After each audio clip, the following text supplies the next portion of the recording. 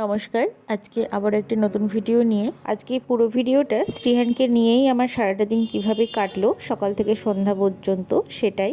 তো পুরো ভিডিওটা স্কিপ না করে দেখতে থাকুন, আশা করছি ভালো লাগবে। যদি আমার চ্যানেলের নতুন বন্ধু হয়ে থাকেন অবশ্যই চ্যানেলটিকে সাবস্ক্রাইব করে পাশে থাকার অনুরোধ রইল। আজকে দুপুরে মেনুতে ছিল পমফ্রেট মাছের ঝাল আর বাঁধাকপি। তো এই দুটোই আপাতত হচ্ছে, পরে আবার একটু চাইলে আলু উচ্ছে সিদ্ধ দিয়ে নেব। তো এই রান্নাটা দিদিভাই করছিল। তো সকালে আমি ওকে স্কুলে রান্না করে দিয়েছি, সকালে একবার রান্না হয়ে গেছে, দুপুরেরটা দিদিভাই করে। তো এখানেই নিয়ে এসেছেন শ্রীহানের একটা ড্রেস নিয়েছিলাম, তো ওটার কাপড় কোয়ালিটি একদমই খারাপ, তো সেই জন্য ওটাকে রিটার্ন দেব। সাথে করে আমিও একটা নিয়েছিলাম, কিন্তু আমারটা ভালো হয়েছে, ওরটা ভালো হয়নি। তবে ওর মনটা খুবই খারাপ, কারণ ওই ড্রেসের যে প্রিন্টটা ওটা ওর খুব পছন্দ হয়েছিল। যাই হোক, ওরকম একটা অর্ডার দিয়ে দেবো আবার। আমি পোশাকের ব্যাপারে একটু খুঁতখুঁতে, সেই জন্য অনলাইনে খুব একটা কিনি না, বলবো না খারাপ হয়, কিন্তু আমার কেনা হয় না সেভাবে। এখানে আমি বেসিনটা পরিষ্কার করছিলাম, তো শ্রীহান চলে এসেছে। আমি যখনই বেসিন পরিষ্কার করি তখনই ও আসবে, তারপরে কিছুক্ষণ ওই ব্রাশটা দিয়ে একটু বেসিনটা পরিষ্কার করবে, না করতে দিলে ওই কান্নাকাটি। আমার মোটামুটি সমস্ত কাজই হয়ে গেছে, এবার ওকে একটু খাওয়াবো। আমি রুটি খাওয়াতে গেলাম, সেটা তার পছন্দ নয়, ইচ্ছা হয়েছে জ্যাম পাউরুটি খাওয়ার। আজকে আমাদের জলখাবারে ছিল বেগুন ভাজা আর রুটি। রুটিটা আর আমরা সকালে করিনি, আগের দিনকে পিসি রুটি করে দিয়ে গেছে, তো প্রচুর বেড়ে গেছে, সেগুলোই আমরা খাচ্ছি। বাবা মামনি কেউই বাড়িতে নেই, দিদিভাই আমি বাচ্চাদের নিয়ে রয়েছি, যেহেতু একটু ব্যস্ততাই আছে, তো সেই জন্য আমরা আলাদা করে জলখাবার করিনি। দিদিভাইরা উপরে থাকে, নিচে আমি, বাবা মামনি সবাই থাকি। যেহেতু ওনারা বাড়িতে নেই, সেই জন্য শ্রীহান কোথায় কি করছে না করছে সবটাই আমাকে নজরে রাখতে হচ্ছে। তো এই আর কি। এখন 11:30 মতো বাজে। তো আজকে হ্যাঁ, আজকে দেরি করে উঠেছে, তাই সকালে আর পড়তে বসায়নি, একটু খাইয়ে দিয়েছিলাম জ্যাম পাউরুটি, আমরা রুটি খেলাম। তো একটু ওই ডাইনিং টেবিলটা, রান্নাঘরটা একটু টুকটাক পরিষ্কার করা ছিল, সেগুলো করে এখন একটু পড়াতে বসবো। 1 ঘন্টা মতো পড়িয়ে 12:30টার সময় আবার স্নান করাবো। পড়তে বসবে না কেন? পড়তে বসায় ওর যত সমস্যা। তো এই, আর পুজো দিতে হবে, পুজো স্নান করে পুজোটা দিয়ে নেব। আর আজকে একটু বেরোবো ভাবছি, দু একটা জিনিস কেনার আছে, আর কালকে বাড়ি যাব, মানে আমার বাপের বাড়িতে। বেশি দিনের জন্য নয়, 2 দিন কি 3 দিনের জন্য, তারপরে আবার পরে যাব, একটা নিমন্ত্রণ রয়েছে, তো তখন আবার যাব। তো থাক, এখন একটু পড়িয়ে নিই, তারপরে আবার পরে আসছি। 2-3 দিন হলো খুব বেশি ঠান্ডা পড়ছে, এবার এই একটা মাস ভালোই ঠান্ডা পড়বে, তারপরে আবার আস্তে আস্তে কমে যাবে। তো এই শীতে এত জামা কাপড় হয়ে যায়, মানে আমার পুরো ঘর ভর্তি। শ্রীহানেরও লাগে, আসলে শোকাতেও চায় না একদিনে, যার জন্য বেরও করতে হয় বেশি বেশি করে। তো এই আর কি, কয়েকটা কাছাকাছি রয়েছে, কিন্তু আমি আর করব না, যেহেতু চলে আসবো 2 দিন পরে, তখন আবার এসে সব কিছু কমপ্লিট করব। প্রথমে বলছিল পড়বো না, তারপরে যেই বইপত্রগুলো রেডি করলাম দেখলাম বেশ ভালো ছেলের মতো পড়তে বসে গেল।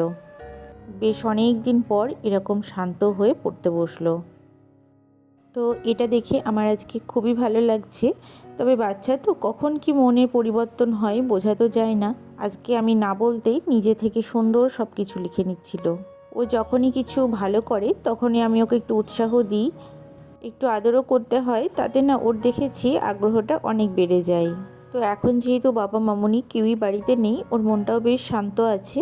বাবা থাকলে ওই বারবার একটু দোকানে যাব বলে, বা বাগানে চলে যাই খেলতে, যেহেতু কেউ নেই আমি একদম সদর দরজায় তালা দিয়ে দিয়েছি, ফলে ও তো বেরোতে পারছে না। বসতে গেলেই তার যত অজুহাত, অন্যান্য দিন স্নান করতে চায় না, শীত লাগে তার, আজকে বলছে স্নান করবো, আমার সারা গা নোংরা হয়ে গেছে। এখন থেকে এত পাকা, আমি টেনে দিই দাগগুলো। আমি ও তো স্লেটে লেখে, মানে 1 বছর ধরে লেখা শুরু করেছে, তো স্লেটেই লেখে। এবার স্কুলে গেলে তো খাতায় লিখতে হবে, সেই জন্য একটু একটু প্র্যাকটিস করাতে চাইছি, কিন্তু খাতাটা তার কোনো মতেই পছন্দ না, খাতাতে লিখতেই চাইছে না। দেখা যাক কি করি, মানে এতদিন খাওয়া নিয়ে ঝামেলা করতে, এখনো করে, এখন পড়াশোনা নিয়ে সব কিছু নিয়ে সমস্যা, মানে আমার দিনের অর্ধেকটার সময় ওর পিছনেই চলে যায়। যে কাজটা 1 ঘন্টার কাজ সেটা আমার করতে লাগছে 2 ঘন্টা। ওকে খাবার নিয়ে বসা মানে 1 ঘন্টা হাতে সময় নিয়ে বসা। শ্রীহানকে পড়িয়ে যেহেতু একা আছে ওকে একটু সময়ও দিতে হলো। তারপরে এখানে ভাতটা বসিয়ে দিয়েছি। চাল টালগুলো দিদিভাই রেডি করে দিয়ে গেছিলো, আমি গ্যাসটা জ্বালিয়ে দিলাম, ভাতটা করে নেব। আমাদের বাড়িতে ভাত ওই 12:30 1টাতেই বসানো হয়, কারণ তাতে গরমও থাকে খাওয়ার সময়। এখানে প্রচুর খেলনা ছড়িয়েছে, ওগুলোকেই তুলে রাখছি। আর যে দিদি বাসন ধুতে আসে ওই দিদিকে বললাম শ্রেয়ানকে একটু দেখতে, আমি স্নানে যাব, কারণ দিদিভাইও গেছে স্নানে। আর এখানে একটু আপেল কেটে দিয়েছি, জ্যাম পাউরুটি খেতে চাইলো সেটা দিলাম, সেটাও তো পুরোটা না খেয়ে রেখে দিয়েছে, তাই আপেলটা দিই, তাহলে একটু পেটটা ভরা থাকবে। একটু যেহেতু ঠান্ডা ঠান্ডা লাগা আছে, তাই যেটাই খাচ্ছে ওর সেটাই ভালো লাগছে না।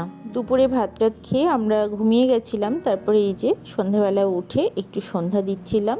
আজকে ধুনো দিয়েছি, ধুনোর গন্ধ আমার ভীষণ ভালো লাগে। এই দুধ পাউরুটিটা ওকে খেতে দিয়েছি স্কুল থেকে আসার পর। তো রাতে বাচ্চাদের ইচ্ছা হয়েছে বিরিয়ানি খাবে, সেই জন্য এখানে বেরেস্তা ভাজা হচ্ছে। আর দিদিভাই পুরো বিরিয়ানিটা করবে, আর ওদিকে পিসি রেডি করে দিচ্ছে। আসলে বিরিয়ানিটা না দিদিভাই ভীষণ ভালো বানায়, শুনেওছি, আগে খেয়েওছি 2-1 বার।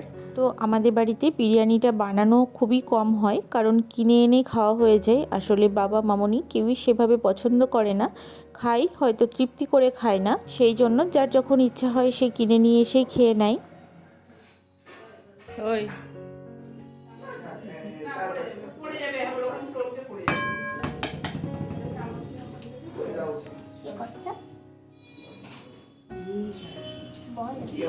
তুই ছাড়াবি? ছাড়ানো হয়ে গেছে। খাবি খাবি খা।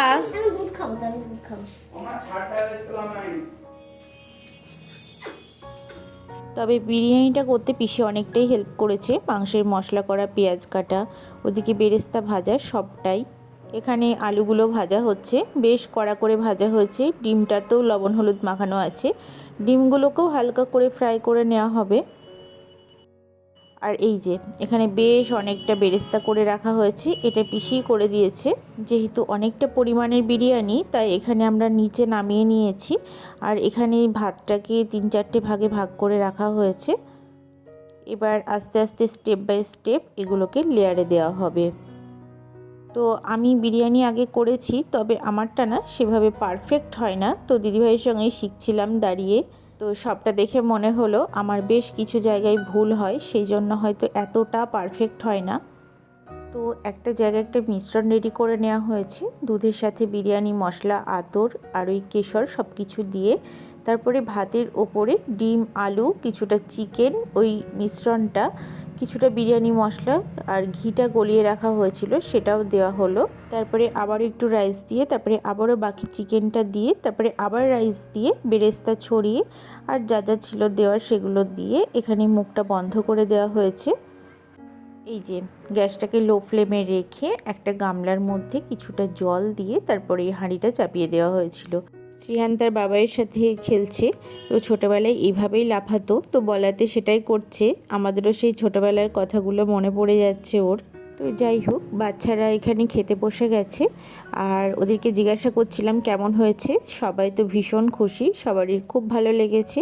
আজকে শ্রীহানবাবু তার দাদা দিদিয়ার সাথে টেবিলেই খেতে বসে গেছে। আর আমিও চাই এখন যেহেতু একটু বড় হচ্ছে, ও যাতে নিজে হাতে খায়, এতে ওর শেখাও হবে খাওয়াটা। বাচ্চাদের তো খাওয়া হয়ে গেছে, এবার আমাদের বিরিয়ানিটাও বেড়ে নিয়েছি। আর খাওয়ার পরে এখানে কিছুটা আমলকি কেটেছি, এটা না খেলেই নয়। কেমন লাগলো আজকের পুরো ভিডিওটা অবশ্যই কমেন্ট বক্সে একটা সুন্দর কমেন্ট করে যাবেন, আর ভালো লাগলে লাইক করে দেবেন। আজকে এই পর্যন্তই।